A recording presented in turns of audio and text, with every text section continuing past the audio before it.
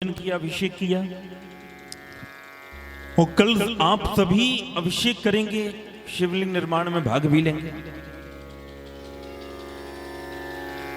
मेरी श्रोताओं, चर्चा चल रही है कि जो स्वयं भगवान शिव हैं यही तो बंसी बन के आए हैं। शुक्रात ने भी सिकंदर से कहा कि अगर भारत से जब आप आओ भारत को जीत करके तो हमारे लिए बांसुरी बांसुरी ले आना। आदि आदि 7 चीजों को मांगा है, किंतु ध्यान दें, उजड़ गए वो बाग जहां पर लाखों माली थे, और चला सिकंदर इस दुनिया से तो दोनों हाथ खाली। इसलिए किसी ने कहा है खूब कमा लो सोना चांदी, खूब कमा लो मोती, पर यारों ध्यान रखना कि कफन में जेब नहीं होती, कहां ले जाओगे। तो मेरे श्रोताओं, श्री रामचरितमानस में 9 लोगों की वंदना की गई, 9 लोगों को आशीर्वाद दिया गया। धन्य वो देश है जहां गंगा जी प्रवाहित तो होती हैं, धन्य वो राजा है, वो राजा आशीर्वाद का पात्र है जो नीति के साथ अपने राज्य का पालन करता है। अगर राजा धर्मात्मा है तो प्रजा भी धर्मात्मा हो जाती है। वो कुल धन्य है जिसमें भगवान का भक्त जन्म ले, वो धन धन्य है, वो संपत्ति धन्य है जिसकी प्रथम गति हो जाए। भाई धन की 3 गतियां हैं, दान भोग नाश, 3 गति हैं। आप धन को या तो दान कर दो या भोग कर ले, नहीं तो नाश तो हो ही जाएगा। तो वो धन, वो संपत्ति धन्य है जिसकी प्रथम गति हो जाए, अच्छे कार्यों में लग जाए। आदि आदि यहां पर 9 लोगों को आशीर्वाद दिया गया। मेरी श्रोताओं, जिस ग्रंथ के माध्यम से आप ठाकुर जी के सुंदर सुंदर चरित्रों को सुनेंगे, श्री रामचरितमानस, इसकी रचना भी नवमी के दिन ही प्रारंभ हुई। ध्यान दीजिएगा, 9 लोगों की वंदना की गई, 9 लोगों को आशीर्वाद का पात्र बताया गया। नवमी के दिन ही श्री रामचरितमानस की रचना प्रारंभ हुई। ग्रह कितने हैं अपने यहां? नवग्रह, 9 ग्रह हैं। श्री राम कथा के जो प्रधान नायक हैं, है ना, प्रधान देवता हैं श्री राम जी, इनका प्राकट्य कौन सी तिथि को हुआ? नवमी को। नवमी तिथि मधुमास पुनीता नवमी के दिन। श्री राम कथा की जो प्रधान नायिका हैं, प्रधान देवी हैं श्री किशोरी जी, जानकी जी, उनका भी प्राकट्य कब हुआ? नवमी के दिन। मेरे श्रोताओं, जो 9 का अंक होता है पूर्णांक होता है। 9 का अंक पूर्ण अंक होता है। सारे अंक कट जाते हैं पर 9 का अंक नहीं कटता। जैसे 9 एकम 9, 9 दूनी 18, 1 और 8 9, 1 पे 8 18 होता ना, जोड़ते जाइएगा आपस में। 9 दूनी 18, 1 और 8 9, 9 3 27, 2 और 7 9, 9 चौकी 36, 3 और 6 9, 9 पना 9 पंचे 45, 4 और 5 9, 9 छक्का 54, 5 और 4 9, 9 7 63, 6 और 3 9, 9 8 72, 7 और 2 9 9 81, 8 और 1 9, और बाद में 9 और 0 आ गया, फिर 9 ही आ गया। तो जो 9 का अंक है मेरे श्रोताओं, ये पूर्ण अंक है, एक कटता नहीं। गोस्वामी श्री तुलसीदास जी महाराज कहते हैं कि अगर कोई भव सागर से पार जाना चाहता है, भव माने संसार, संसार का नाम है भव, जो इस भव सागर से, संसार सागर से पार जाना चाहता है, श्री राम कथा उसके लिए सुदृढ़ नौका के समान है।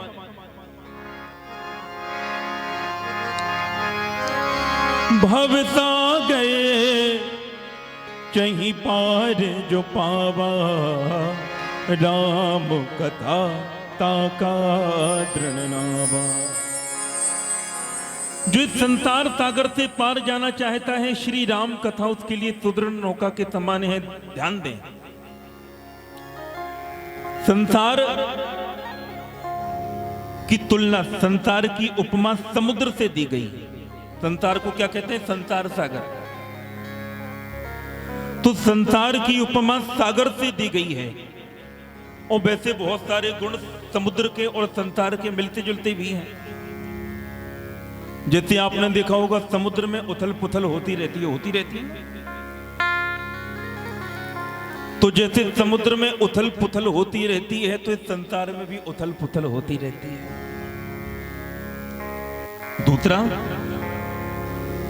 आप समुद्र के एक तट पर खड़े हो जाएं, तो आपको दूसरा तट दिखाई नहीं देगा।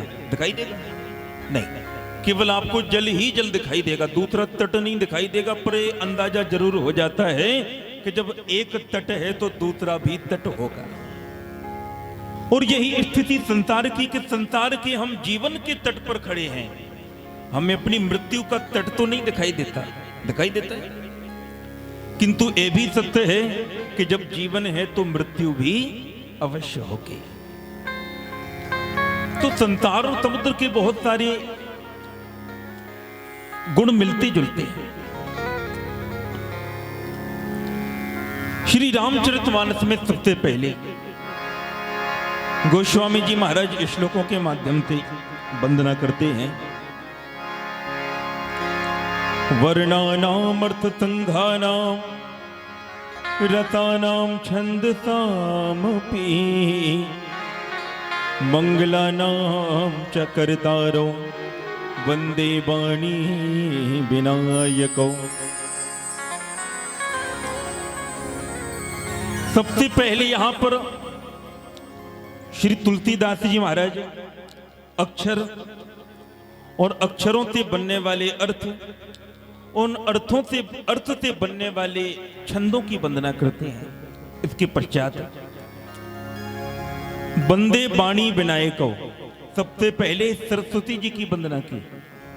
अच्छा, ये बताइए, तब जानकार हैं, कथा सुनते रहते हैं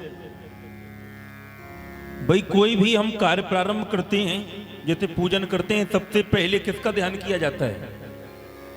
गणेश जी का। क्या बात है, सबसे प्रथम पूज्य कौन है? गणेश जी। वो कोई भी ग्रंथ उठा के आप देखें, यहां भी पूजन हुआ है तो सबसे पहले गणेश जी का ही आवाहन हुआ।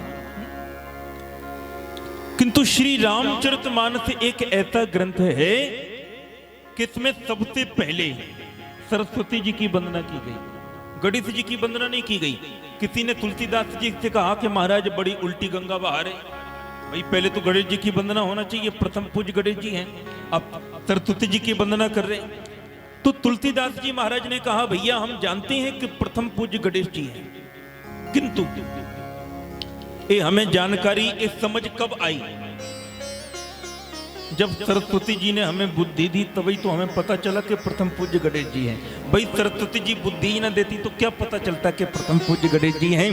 तो जिन्होंने इस समझाने की हमें समझ दी है, जिन्होंने इतना ज्ञान दिया कि प्रथम पूज्य श्री गणेश जी महाराज हैं, इसलिए सबसे पहले मैं सरस्वती जी की वंदना करता हूं।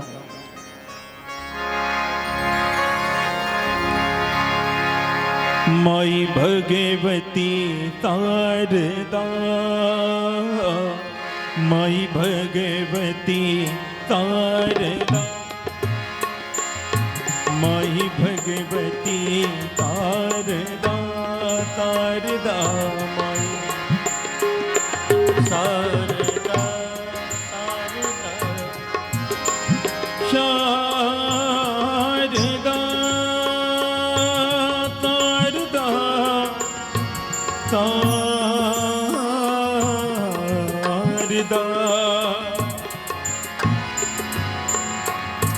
माई भगवती शारदा, शारदा माई भगवती शारदा।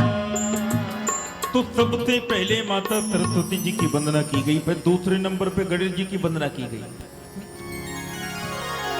इसके पश्चात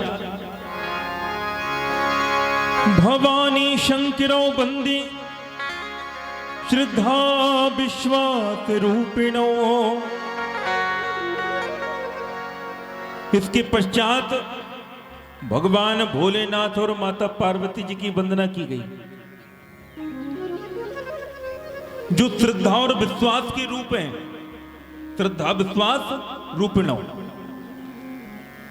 शिव जी विश्वास के स्वरूप हैं और माता पार्वती जी श्रद्धा के स्वरूप हैं। भाई कितने भी आप यत्न कर लें, कितने भी आप यज्ञ कर लें, कथा सुन लें, पूजन करवा लें, हवन कर लें, लेकिन आपके भीतर अगर श्रद्धा और विश्वास नहीं है तो बिना श्रद्धा विश्वास के आपको फल नहीं मिलेगा। श्री राम कथा में सबसे पहले शिव और पार्वती के विवाह की चर्चा आई है। इसके बाद राम जी का जन्म हुआ है ना जी। कल रात्रि में शिव और पार्वती विवाह की सुंदर कथा आप सुनेंगे, सुंदर झांकियों के माध्यम से दर्शन भी करेंगे। और देखिए वाह भाई, कितना बड़ा सौभाग्य है, धन्य है बानपुर वालों का सौभाग्य कि कल ही राम कथा में शिव जी की कथा है और कल ही सोमवार है।